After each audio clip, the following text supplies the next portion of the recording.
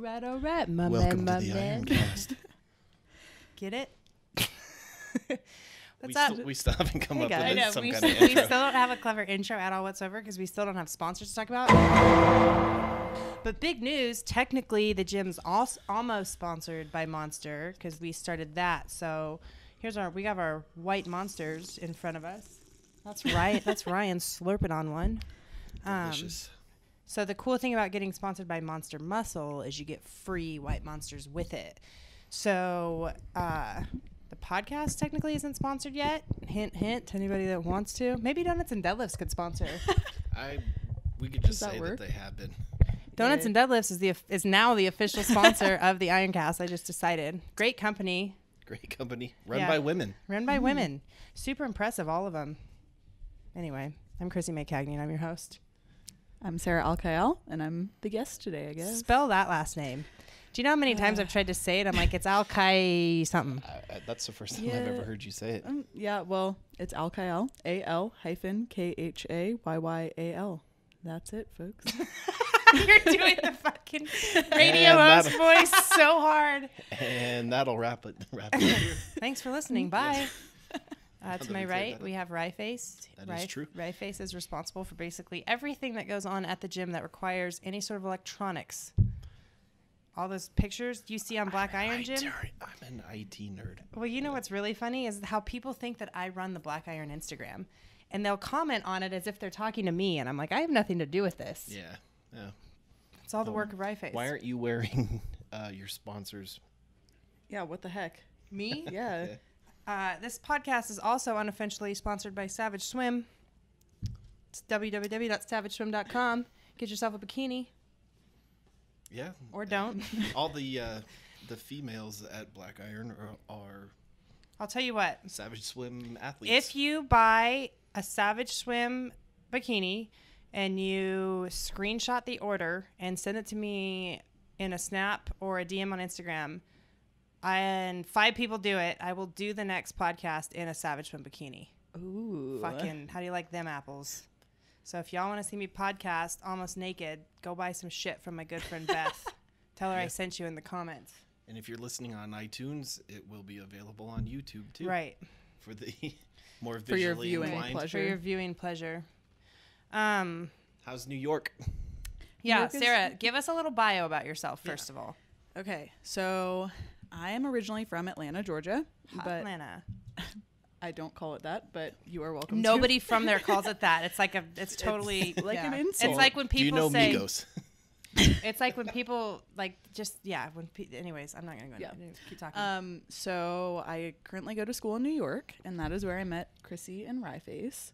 I want to tell the story about our first date. Okay, that sounds great. Okay, keep going.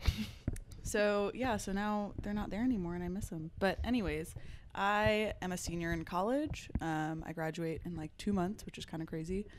I'm a competitive powerlifter, and I just made my foray into strongman as well, or strongwoman, if you want to call it that. I also run the food blog Primal Bites, which I have recently kind of expanded to include more information about sustainable eating and also weightlifting and powerlifting, things like that. So What are you in school for?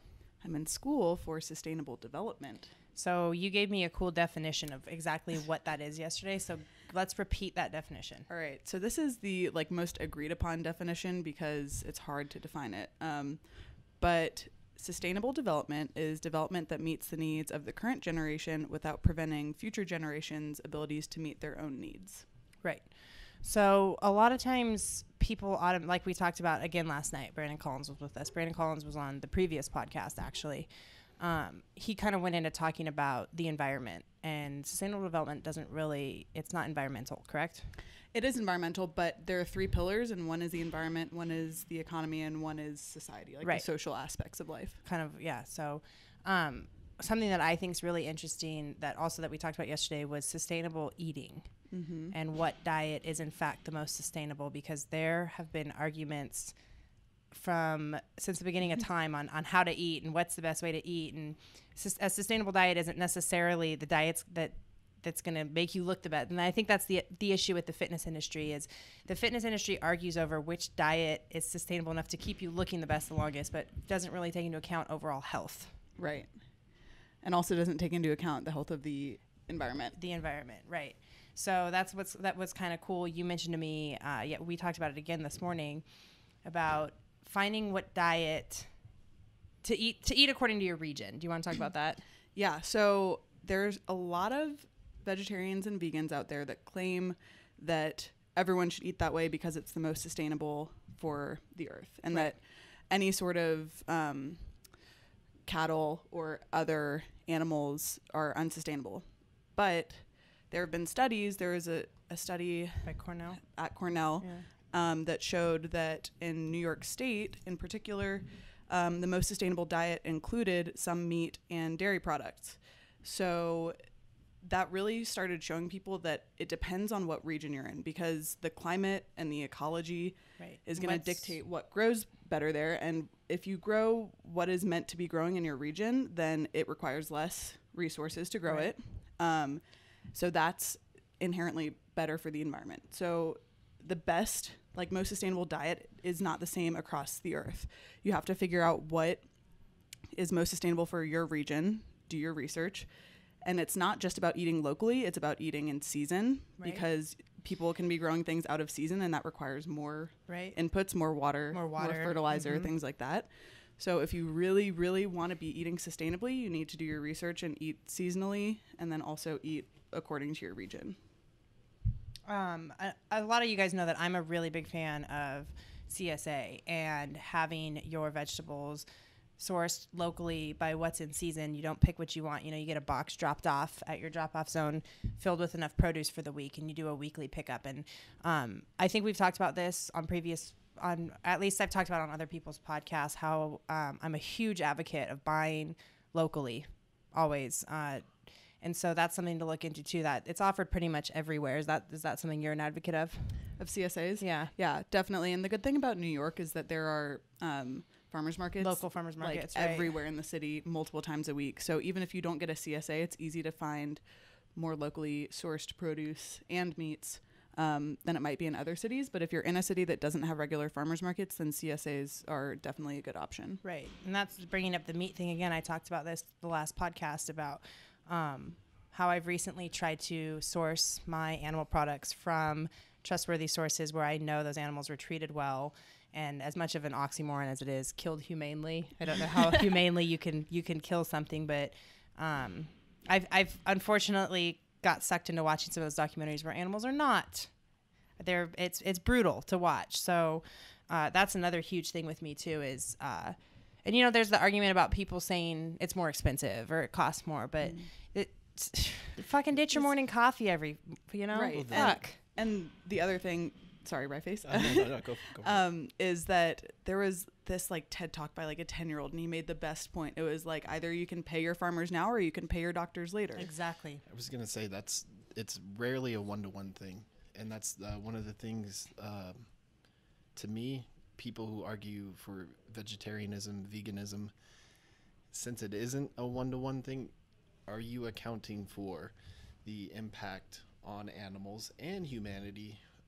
To have all your soy stuff come from South America, come from Asia. Yeah. Now you're going to get me started on rice. Right. Yeah. And since it's not a one-to-one thing, there are consequences. Do you if you are clear cutting acres upon acres upon acres of rainforest for soy fields, not just to feed cattle, do you think that no animals died in that? Right. Exactly. Yeah. Well, that's the whole. So I was in Copenhagen. What year is it now? 2016. Okay, I was in Copenhagen in 2013. What day is it? I don't even know where I am. How did I get here? Typical me. In 2013, I was in Copenhagen, and we stayed at it was the most hipster fucking thing I've ever done in my life. We stayed at a yogi hostel.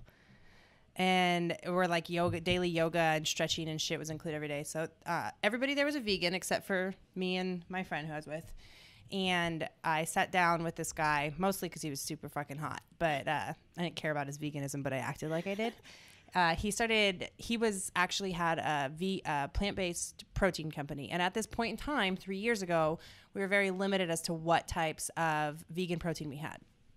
He had, and I was like, oh, like rice protein? Because I didn't fucking know any different. And he looked at me in disgust. And I was like, what? And he actually went and did research in Southeast Asia about using rice for products other than rice. So to get the protein out of rice, it takes so much fucking rice to get the protein out of it, and the rest of it basically goes to waste. So he went and did research on the local people, the rice farmers and all that, and how much rice they had to actually farm and the type of poverty they were living in. And it made me super fucking sad. Like, it was crazy. And people don't realize something as simple as rice, you know, like using too much of it, or, you know, abnormal amounts, because some fucking vegan in the States wants rice protein. It completely fucking destroys the economy. They can't even afford to eat their own product they're farming. Right. And that, I mean, along with that, in terms of eating sustainably, comes the idea that you should eat your food in like its natural form. Just like that's going to require the least amount of sort of production, and you're going to get the most amount of nutrients from it also in that form. So it's like just eat it the way it's formed. So I'm going to go there right now. I'm going to talk about paleo baking, or people that fucking bake the craziest shit ever. And this is so we talked about this. It's not paleo that I have an issue with. It's how certain paleo people go about it. And we were talking about this earlier. There's a huge difference between paleo and primal. I believe in primal eating. I have a primal diet. Yes, there are components of it that aren't primal, but I base my diet around meat, vegetables, seeds, and nuts. Like that's like the basis of my diet. So my biggest issue with like the big paleo boom that came with CrossFit a couple years back was that all these people were making these paleo baked goods. Oh, they're paleo approved. They're paleo, when there's like 19 fucking ingredients in them and all these weird forms and like this cold pressed coconut oil bullshit. Like, it fucking blew my mind. Like, it's stuff like that really bothers me. Yeah. And I mean, speaking as someone who has a paleo/primal blog, I'm happy to see in recent years that more of the leaders in paleo are kind of stepping back from the dogmatic ways, and they are incorporating more non-paleo foods. They're like, to me, the best leaders in the field are not preaching the paleo for the sake of paleo. They're preaching eat your food in its whole form, eat nutrient dense foods, eat organ meats, drink bone broth, those things where it's like use the whole animal. Right. Use the whole animal, eat sustainably, source responsibly, and make sure that you're getting a really nutrient dense diet. Right. It's not about this is off limits. This is like, you can eat it because it's paleo. Right. It's and that was my biggest issue is I had friends who would bake, and they would label these goddamn cookies or whatever the fuck they were as paleo. And I'm looking at it, and I'm looking at the ingredients. I'm like, coconut oil, fucking almond butter. And it's the most calorically dense foods. And they're labeling it as guilt-free because it's paleo. I'm like, there's 400 motherfucking calories in that cookie. There's less than an Oreo, you know, and like label. And that was my issue with paleo so much, was them people seeing that market and people who weren't paleo trying to corner that market because vulnerable people, you know, who were on the paleo bandwagon were like, oh, it's paleo, it must be good for me. Yeah. And without taking a look of what actually, you know, like loading stuff up with just all that shit, all the coconut oil, all that stuff. Yeah. And I mean, for a while, at the beginning of having my blog, I was doing a lot of paleo baking, and I was strict paleo at the time. And I realized, I was like, a paleo treat is still a treat, and it needs to be treated as so. You can't just like down paleo cookies and paleo cake and paleo ice cream, like you were saying, just because it's paleo. And then eventually it got to the point where I started adding in gluten-free foods and then non-paleo foods. And I was like, if I'm going to eat a treat, I'm just going to eat the real thing, as long as it's not like causing my body like digestive issues, or if you have like an autoimmune disease or something like that, then you will have to eat like a paleo treat. But if you're just eating paleo for the sake of saying that you're paleo, just doing it wrong. Eat the real donut. Like, because you're in your mind, you're differentiating something. Right. Just, oh, that's just tautological. Yeah. Yeah, and the other thing people don't realize is we've evolved. We're not the people that we were 10,000 years ago. We're a completely different species with different technology, everything, and we can't, like, saying, oh, we have to eat like our ancestors did. The basis of our diet, because of our genetic makeups, yes. But to say that we should be eating strict paleo and not eat this, we've adapted and evolved to be able to consume things like fucking wheat or, you know, anything like that. Like, our bodies can handle it, not in huge, ridiculous lump sums or quantities of it, but I mean, like, having a fucking donut once a month or even once a week, one time, you know, and it's doing things like daily where it adds up. Like, if you're fucking eating like a complete dickhead every single day, of course that's going to be bad for you. But once a week, one treat a week is not going to harm you at all whatsoever. And that's what blows my mind is these all or nothing people. Mm-hmm. It just is completely fucking insane to me. Right. And not to delve too far into this because we could talk about this for a long time. I could talk about this until tomorrow. But yeah, that the all or nothing mentality for a lot of people, myself included, can really lead to some bad disordered eating habits or full-blown eating disorders. If you've heard me talk on other podcasts before, I've mentioned that I had a pretty bad binge eating disorder, and a lot of that was because of paleo. Because I was so strictly putting things off limits. So when I did eat something that was quote unquote not paleo, I would then just binge because I'd be like, well, fuck it. And anytime someone tells me I can't have something, I want it like tenfold. I don't give a fuck what it is. I can't have that. Well, now I want it even more. Yeah. Food, people, anything. So, I mean, now my motto is everything in moderation. Like, obviously the majority of your food should be in its whole food form, nutrient dense, meats and vegetables, but I don't put anything off limits anymore unless it causes my body harm. Right, but, absolutely. Yeah. And that's kind of what we talked about in my book is, you know, don't self-diagnose yourself with fucking allergies and intolerances to food. Like, the only time you have, you know, you should only avoid a certain food if a physician has told you that you have an allergy or an intolerance to it. Don't claim that you have that you can't have gluten because somebody you fucking know who looks really good doesn't eat gluten. It's fucking stupid. You can have fucking wheat. And the other thing that really upsets me too is the people who, like, Whole30, perfect fucking example. Let's omit absolutely everything and shame you if you do have it, and then 30 days after completely omitting something from your diet, then you introduce it again, you don't feel good. Of course, you created an intolerance to it. And that's the same shit with, like, vegans and vegetarians. I had a vegetarian friend, 10 years, she went with no meat. And one night she finally said, fuck it, I want red meat. She had, like, a little bit of red meat. She got sick. Of course she did. She didn't have it for 10 years. She created that intolerance. And it took time to kind of, like, wean herself back onto it. And now, of course, she's fine because she doesn't have an intolerance or an allergy to red meat. Mm-hmm. It comes down to, like, when you restrict yourself of something for so long, then you put it into your body and it's a foreign object. It's like the first time when you drink, you get sick. Yeah. Yeah. Anyways. I just think of that scene in Dodgeball. Which one? Where he's looking at pizza and he has nipple clamps on, and every time he gets tempted, he zaps himself. Zaps himself. I don't know. Enjoy yourself. Enjoy your life. And if you're miserable with how you're eating because it's so restrictive because you have a shithead coach who shames you for eating the food you enjoy, A, get a new coach. B, shit's not so serious. Like, enjoy your fucking life.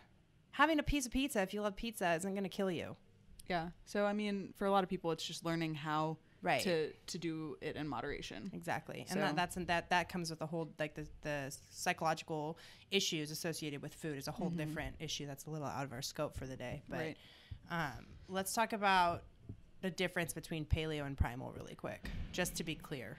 Okay. Well, I mean, people have so many different definitions, so it's kind of hard. But, like, from what I understand, the technical difference is that primal includes dairy products, responsibly sourced dairy products like grass-fed, and paleo does not. A lot of people use the terms interchangeably. On my blog, I didn't call it Primal Bites intentionally to make it like a primal blog as opposed to a paleo blog.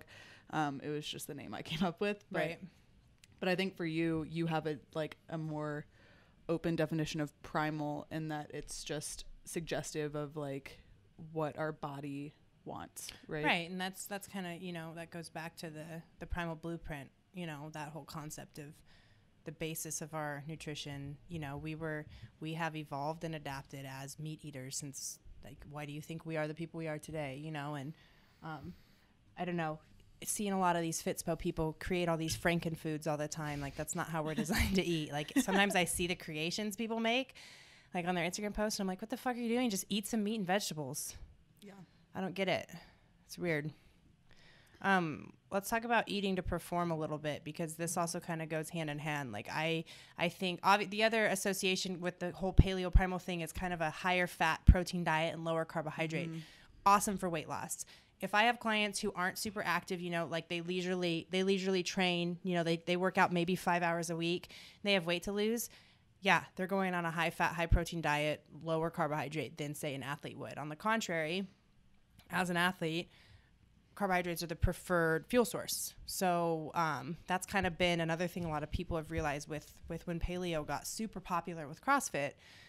A lot of people realize that that's not a sustainable diet for a high intensity strength athlete. Yeah. So what has changed in your diet recently as you have gotten more into powerlifting and strongman? Yeah. So, I mean, when I first went paleo, I, like many people, looked at carbs as like the enemy. I was like, low carb, everything. I would maybe eat some sweet potatoes, but that was like about it. But more recently, as I have added back in non-paleo foods, and as I have become a strength athlete and like really shifted from CrossFit to powerlifting and strongman, I've added in even more carbs. Like I don't track macros anymore, but I probably eat around 300 grams of carbs a day. But it's... Were you about to say something? What I was going to say is, this is something I always like try to touch on in my seminars, is like people think, oh, carbs are bad. They're not bad. Too many carbs at one time is what's bad. And that's why if you break your carbs up throughout the day, you know, I try to tell people 70% around their training time. Mm-hmm. Bookend your training with carbs, get 70% around your training time, 30% farther away. And that makes it virtually impossible to eat too many carbs in one sitting to gain fat, because insulin is an anabolic hormone to both fat and muscle. And people don't understand, like, if you want to put on muscle, if you want to put on size, you need to eat carbs. You just can't eat too many of them. And it comes down to finding that sweet spot. Right. So I eat pretty much about 2/3 of my carbs around my training. Right. More carbs on lower body days, squat and deadlift days. I eat more carbs than on days that I'm just like benching or overhead pressing or things like that. Yeah. So, I mean, you eat the carbs before to fuel your workout, and you eat the carbs after to make your muscles grow. So you need that. Like, it's your body needs just, that. And to repair yourself too as well. And that's like, even if you're trying to lose weight and you're not eating enough carbs, and you start to feel like shit because your body's not repairing itself after you train. So you're just training yourself into a hole, and you're not eating enough food for your muscles to repair themselves. Of course you start to feel like garbage. And that's another thing to really pay attention to, is if you're trying to lose weight and you're not trying to get super strong or super fit, you don't necessarily need the carbs pre-workout the same way like an athlete would, but you do need them post, because you're still if you're doing any sort of weight training, you're still breaking down your muscle tissue, and you still need carbs and protein post-workout. Mm-hmm. And also another thing to note is that women need carbs even more than men do. And it's terrible that like society has made women think that they need to eat low carb to look good. Yeah, but you need, like, because of your hormones and your genetic makeup, like, you need carbs. Right. Yeah. And the other thing too is seeing these girls on these really high protein diets, like insanely high, like 135-pound girls eating 180 grams of protein. And that it's just completely unnecessary. And like the other thing to think about too is your body stores protein, or not, your body stores carbs and fat. Your body doesn't store protein for later the same way it stores carbs and fat for later. And so if you're eating that high of protein, it's just flushing through your system, and you're not getting any energy from it at all whatsoever. So, I mean, I always recommend anywhere from 1 gram per pound of body weight to 2 grams per kilo of body weight, somewhere in that range.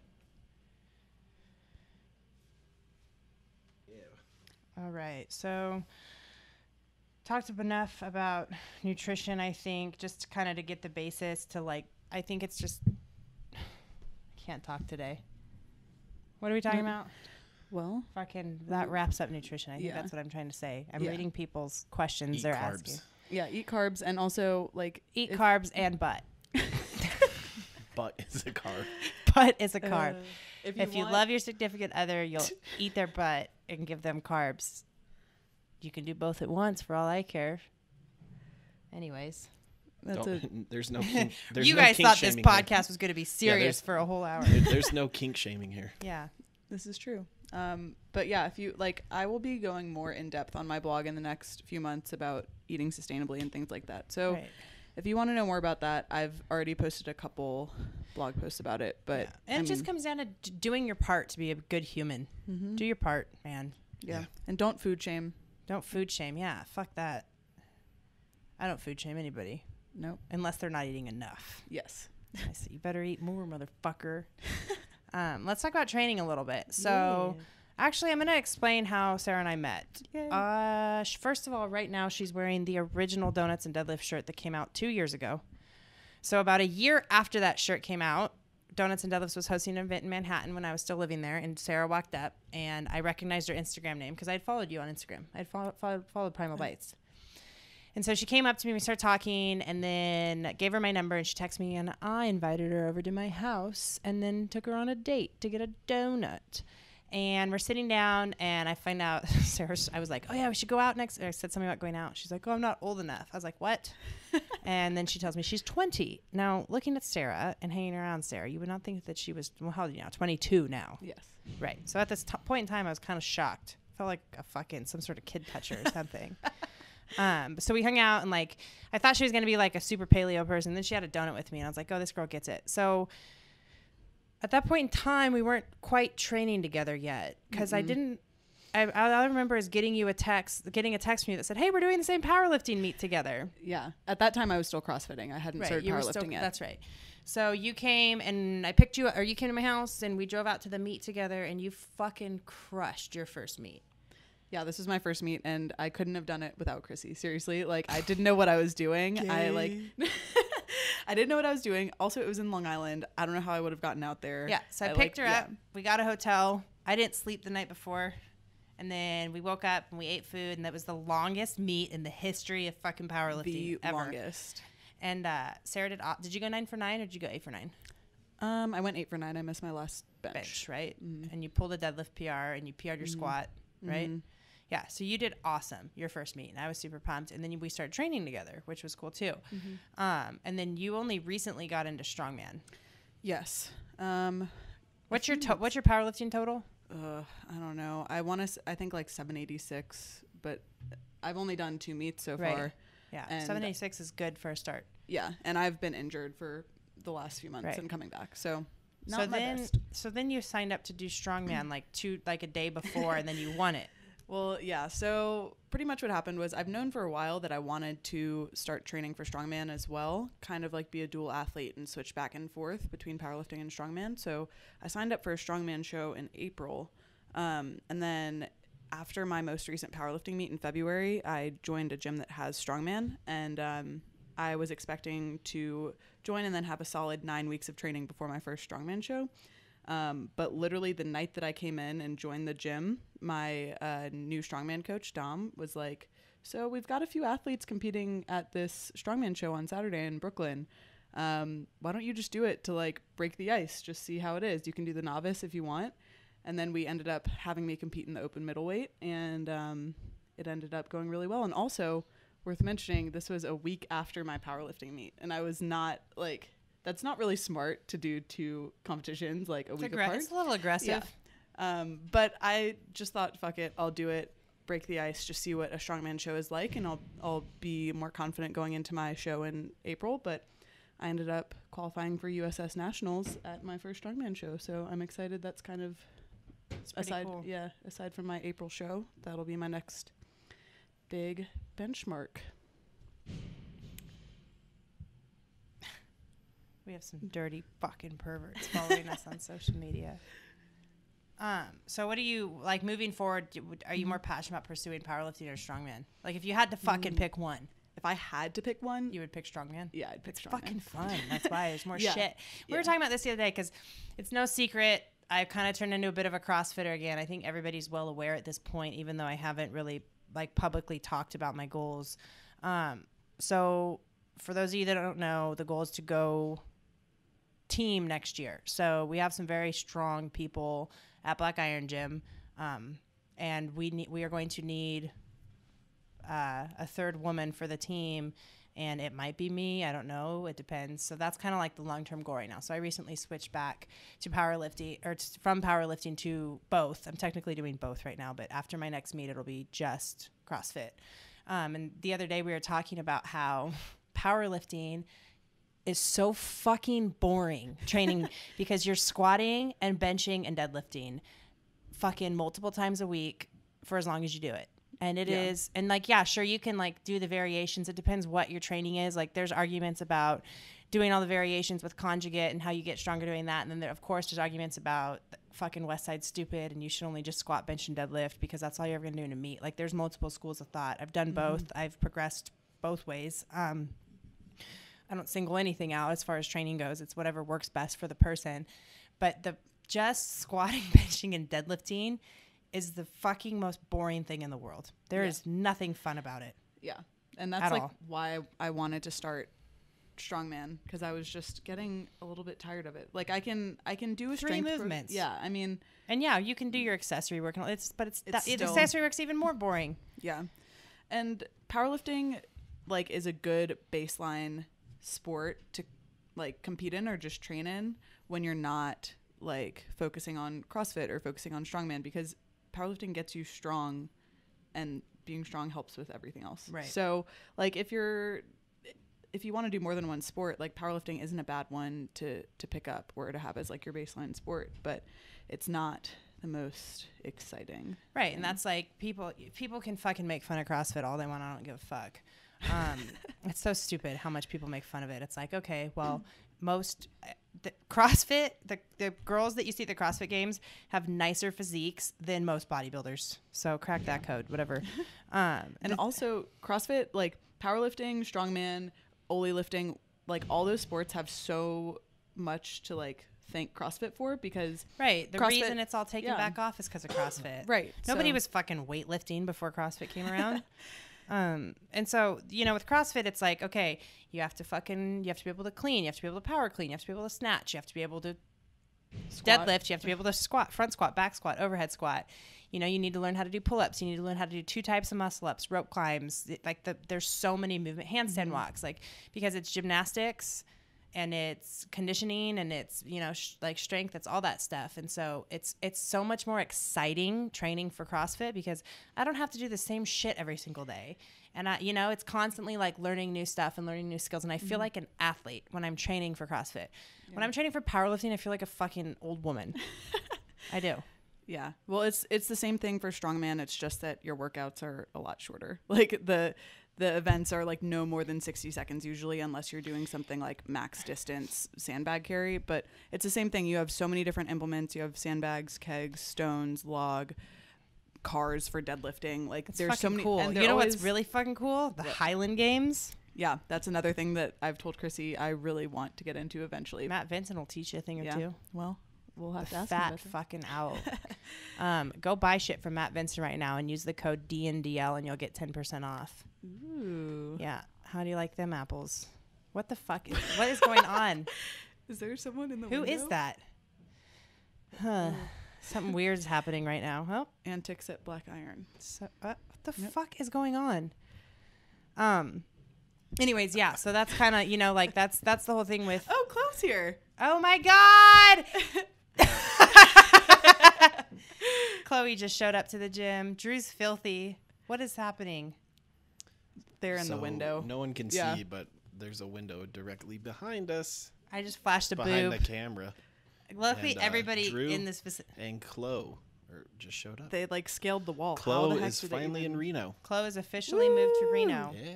So yeah, I mean that's kind of like, as far as training's concerned, I love powerlifting because I love the community and I do love it. Don't get me wrong. It's not for me. I will never be great at it. I'm not a strong person in comparison. I'm a much better endurance athlete. I don't know. I'm just going to start pursuing CrossFit and I'll still do meets from time to time, but it's the same. That's why when I asked you what would you choose, of course you choose strongman. It's way more fucking fun. Powerlifting training isn't fun. Yeah. I'll say this. When I was doing Westside, conjugate training was fun because everything was banded and chained and fucking all these variations, and that was fun. But I only went so far, you know. I kind of plateaued with that a little bit. But All right. So we talked about nutrition. We talked about Did training. we want to answer a few of the questions about deadlifting? Because I got a Oh, couple Sarah questions. double overhand hook grips her fucking 365-pound deadlift. Let's Yeah. talk about why. So I only double overhand hook grip. When I started powerlifting, my coach was like, that's the strongest grip, so do that until you can't anymore. So that's pretty much like why I've stuck with it the whole time. Yeah, it kind of kills my thumbs occasionally, but it really depends on the bar. Like sometimes the bars really don't bother my thumbs. But yeah, for anyone who's curious or anyone who's taught to like mixed grip from the beginning, double overhand, like not even hook grip, double overhand is like the most basic grip that you should probably be using until grip becomes a limiting factor. So even if you do your working sets with mixed grip, like try doing some double overhand on your warm-up sets because it'll help your grip more. Also, double overhand hook grip is good for when it gets heavier and you don't want to do mixed grip because some people tear their biceps doing mixed grip. It's not that mixed grip makes you tear your bicep. It's mixed grip with bad deadlift form will make you tear your bicep. But it's a lot more likely if you're using mixed grip as opposed to double overhand. But yeah, so I just haven't gotten to the point where I can't double overhand hook grip anymore. So that's why I do it. Let's talk about supplements. What supplements do you take? I only use BCAAs before and after working out and creatine. That's about it.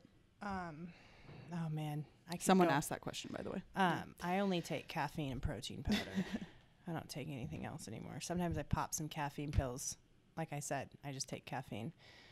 Pop a caffeine pill, wash it back with a white Monster, and then have an iced coffee. Yeah, I don't take pre-workout. I'll have caffeine like you. I think we found out the other day that it takes 10,000 milligrams of caffeine to overdose and die. I am willing to test that.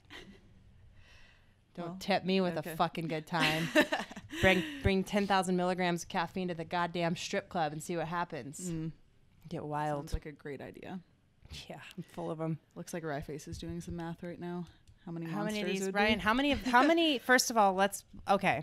What is the most white Monsters you've drank in one day? 6. Maybe like 6. Yeah. Damn. But they don't have a lot. Monster, They have what? 150? 140? Yeah, 140. That's not a lot. 140 milligrams is not a lot. That's less than a cup of coffee. And erythanol, or whatever. Yeah. It's a sugar alcohol. It has no adverse effects on your teeth or anything. So the only negative effects are going to be from the fact that carbonated water is mildly acidic. So it has no effect on your butthole. I just felt like saying on the word yeah, butthole. on, I haven't said that word on yet. either, Butthole. on either end of your holes. Either one of your holes. How many holes does the human body have? 2 noses, 2 ears, a mouth. Your eyeballs technically aren't a fucking hole. Your dick hole or your vajayjay hole. Technically, the human body's a donut because I know, mouth to butt. Like how when people say, I'm going to fish you and wear you as a wristwatch. Oh, gross. Yeah. It's a closed system. Do boys? Never mind. So we were gonna talk some girls shit. have Yes. 2 girls have 2 holes. Like Down we there. pee Yeah. and you know what out of 2 separate holes, but boys only have 1. Yeah. Right? Does your pee and your semen come out of your urethra? Yeah. That's weird. So your balls and your bladder drain into the same pipe? Yeah. Anatomy lessons with Black Iron Jim. And that's why you have pre-cum is because it sterilizes the urethra so the sperm Can pre-cum get you pregnant? Whoa. Science. Can you get pregnant from pre-cum? I think so. Fuck. I've only been pregnant. Never mind. I'm not going to go there. Oh, well, guess. not from swallowing. Let's play 2 truths and 1 lie. Okay. I got pregnant from swallowing. Oh, fuck. Okay. I had to. Do you want me to go first? Yeah, you can go first. Okay. You guys know this game if you've been listening. We pick 2 truths and a lie, and the people have to guess. And by the people, I mean the people in the room, not you guys. This is pre-recorded. Duh. Okay, ready? I'm going to read Losers. mine. Mine all have to do with my youth. Ah. I did my first triathlon when I was 8. Uh-oh, this is the lie. No, it's not. Or it's I'm just a trying really to decide which one to funny say thing. because one of them's really funny because the truth one's really funny. Well, now. Okay, ready? Now I need to decide which order I want to go in. Okay, let's go. I pussed out on my first ballet recital my parents put me in. When it came time to do the recital, I completely bitched out. They were counting on When you, I was pussy. little, my dad put me into a soccer league, and it was an all-boys soccer league. And I was the only girl in the entire soccer league for a whole season. Which one of those is a lie? Could be any three of them. The soccer league is a lie. Nope, that's definitely fucking true. I never did ballet in my life. What was the first one? I did my first triathlon when I was 8. Oh, that's a lie. No, that's true. God There's not damn 2 it. fucking lies. One truth and 9 lies. No, I did my first triathlon when I was 8. I ran my first 5K with my dad. I think when I was 6. Damn. Well, when you're a fucking little kid, of course, you run a 5K every day through your neighborhood. I was go, go, go.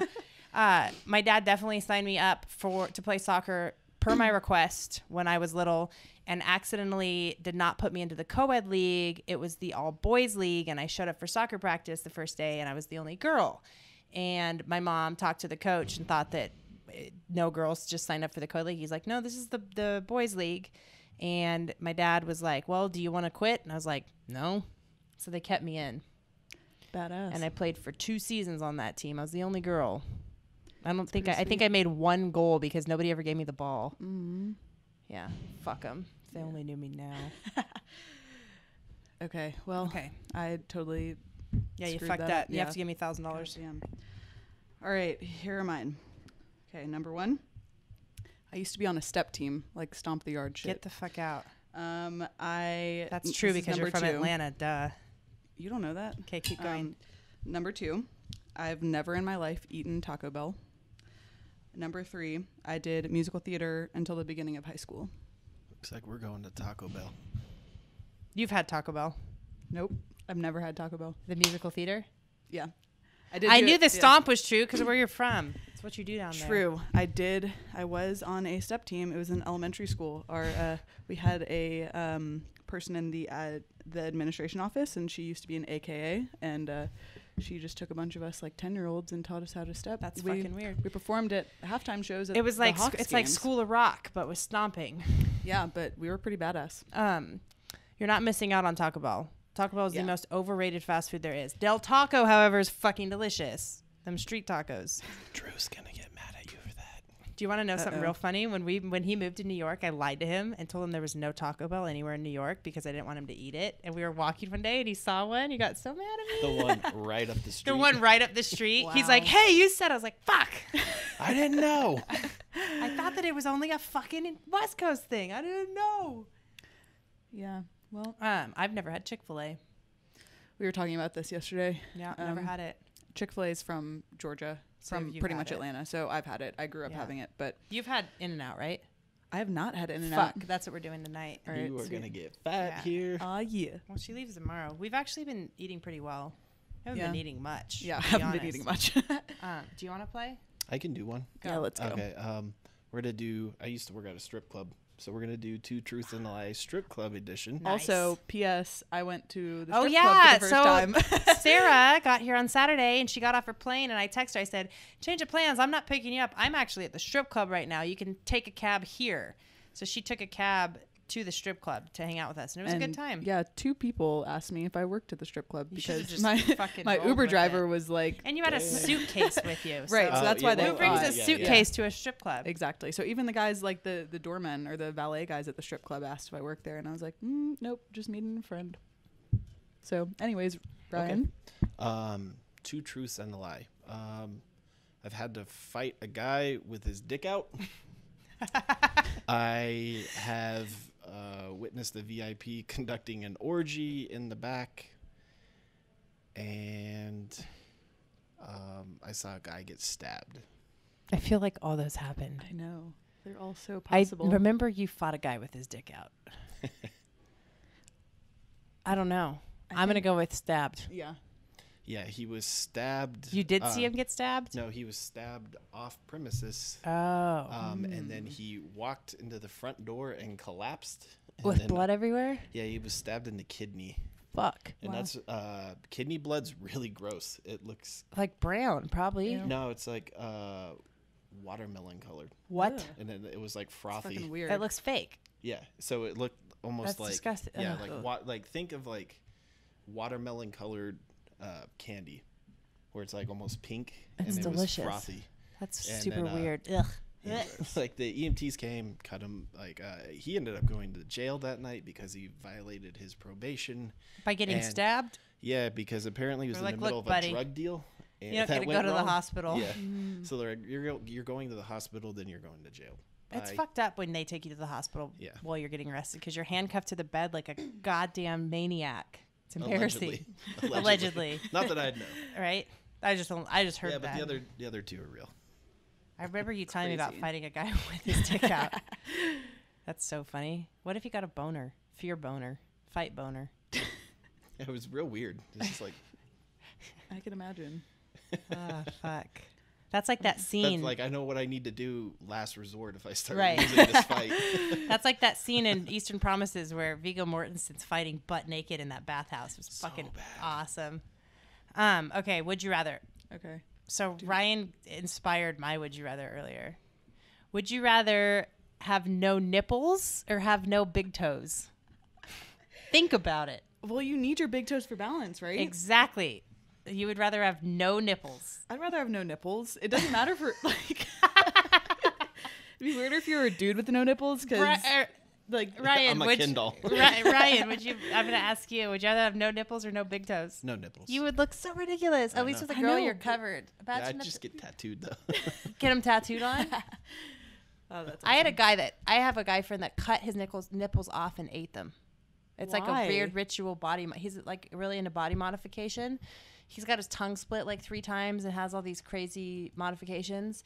And there's like some crazy ritual where they cut your nipples off and then you have to swallow them. Bitch ain't got no nipples. No nipple having us, bitch. Okay. Should I go? Yeah. All right. Continuing on with the strip club theme. Would you rather give Donald Trump a lap dance or receive a lap dance from Donald fuck. Trump? I'll give the old man a lap dance. Maybe his heart would stop and do us all a favor. Yeah, I'd give him one. Mess up his hair. Even if he was like one of those really creepy, touchy dudes. Tits touching's like, allowed. Yeah, I'd touching give is allowed. one. I'd just fucking go. He's got a lot of money. Maybe he'd tip me a lot. True. That's actually You a want very that good point. gelatinous body like rubbing up against I couldn't even imagine what that guy looks like naked. Ugh. Didn't that one? Matt Vincent told me someone did like a rendition of him of what they would assume he looked like naked, and it looked pretty spot on. Yeah. What do you mean a rendition? Like they Like an drew it? artist went off what very his body dark. type looked at, and he looked like a melted candle. Yeah. Good loaf of focaccia bread. God damn it! All right. Do you have anything to add? Tell people how they can find you. Sure. So Or give them your address. You wish. New York, New York. So my blog is primalbitesblog.com. On Instagram, I have 2 handles. So I have at Primal Bites, which is pretty much just all food. And then I have at Sarah with an H .lifts. And that's pretty much all lifting. So that's my newer account. Because if I post anything other than food on Primal Bites, people unfollow me. So yeah. And that's about it. I've got a favor for everybody. I'm trying to kind of figure out, as far as listening versus viewing the podcast goes, and what's more convenient. Could you let us know if you prefer to listen or if you prefer to watch on YouTube, just so we kind of have some more. Obviously, we can look at downloads and we can look at plays, but I'm just kind of curious to know why you prefer to watch or why you prefer to listen. That's all I have to add. I got nothing to add. Sweet. Well, thanks for listening, motherfuckers. Thanks, guys. Okay, bye. Love you, Love you, bye. bye. Love you, bye. Bye. Bye. Bye. Bye.